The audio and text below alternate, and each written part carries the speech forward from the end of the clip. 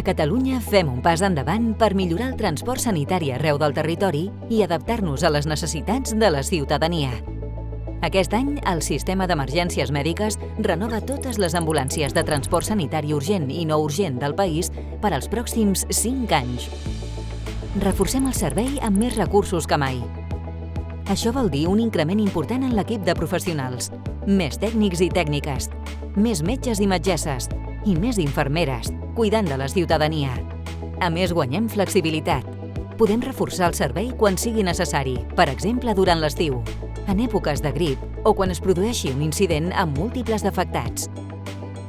La ubicació de les noves ambulàncies s'ha dissenyat estratègicament per garantir una millor cobertura territorial, analitzant dades d'actuacions, la demografia, l'orografia i els canvis en la xarxa viària.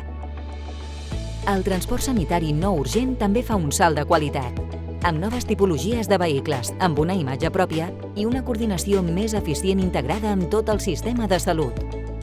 La nova electromedicina, que inclou ecògraf i la possibilitat d'analítica de sang, permetrà millorar l'orientació diagnòstica en el mateix lloc de l'incident.